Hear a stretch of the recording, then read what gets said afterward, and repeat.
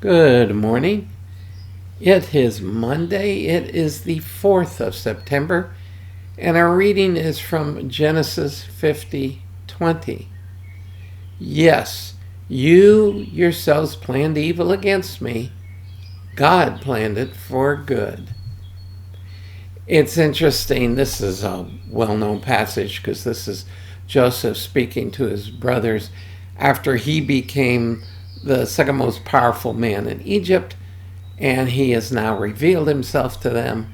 And of course, they're terrified because they had sold him into slavery. And this was his analysis of it,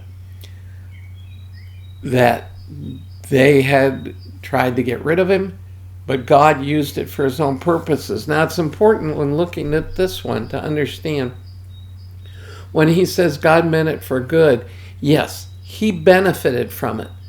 But the primary purpose was to have God's program in place so when the time came for Jacob to bring his family down to Egypt during the famine and to become a nation, Israel, that would be to God's glory and for him to keep his promises to Abraham, Isaac, and to Jacob to create a nation and to protect those people.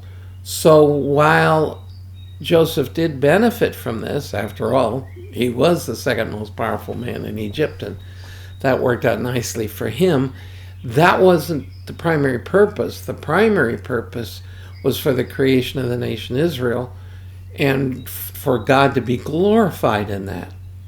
So when people look at passages like all things work together for good to those who love the Lord and are called according to his purpose, too often we focus on that means that God will make it better for us. He may, but it's really about his bigger purpose. It's to his glory. Remember, our purpose is to glorify God and enjoy him forever. So too often the focus in these situations is what we're going to get out of it instead of how God intends to use it for his purposes. And whether we're circumstantially blessed or not, we will be eternally blessed as we cooperate with him, working on our 501ks, our treasures in heaven.